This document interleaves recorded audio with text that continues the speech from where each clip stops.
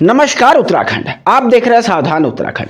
इस कार्यक्रम में हम आपको क्राइम से जुड़ी हुई कोई खतरनाक खबर सुनाते हैं, एक ऐसी कहानी बताते हैं जिसे देख करके आप हमेशा होते हैं सावधान सतर्क। आज के कहानी का शीर्षक है कलयुगी माँ।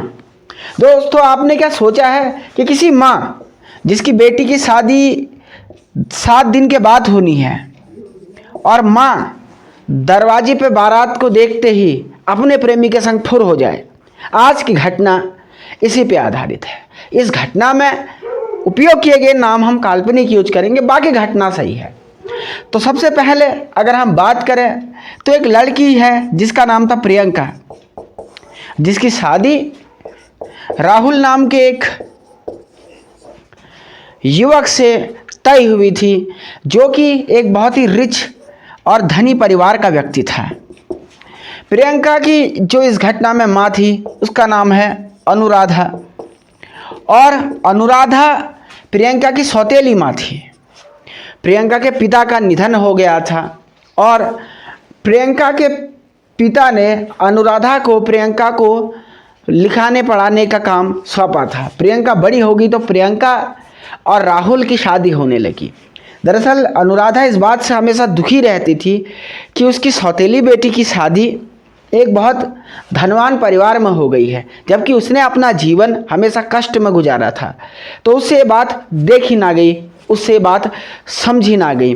तो उसने शादी के लिए जो राहुल ने प्रियंका को बहुत सारे गहने खरीद के दिए थे, क्योंकि राहुल अमीर परिवार का व्यक्ति था और प्रियंका से शादी करने के लिए उसने काफ़ी उसको धन संपदाएं दी हुई थी, काफ़ी गिफ्ट दिए हुए थे, जिसमें कम से कम 2 लाख रुपए का कैश और कम से कम 5 तोला गोल्ड, जो कि उसे शादी में पहनने के लिए एडवांस के रूप में दिया गया था।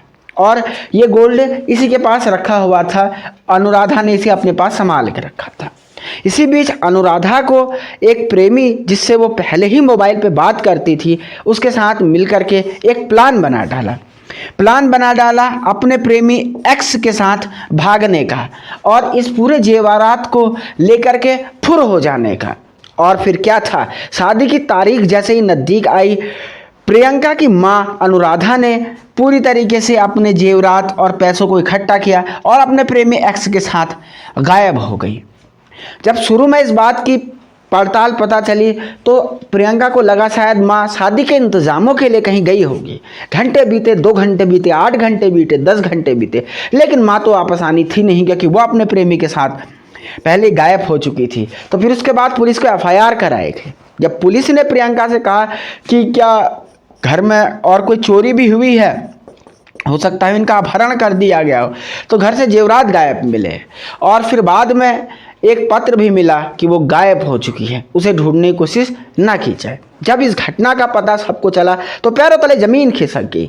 जहाँ पर बेटी की शादी की तैयारियां की जा रही थी, वहाँ पे माँ प्रेमी के साथ फरार हो गई और इस घटना ने पूरे देश दुनिया में तहलका मचा दिया। अब आज के सावधान उत्तराखंड से हमें सीखने को मिलता है कि आज भी जो सौतेले रिश्ते हैं, कैसे उन पे इतनी आसानी से विश्वास नहीं किया जा सकता।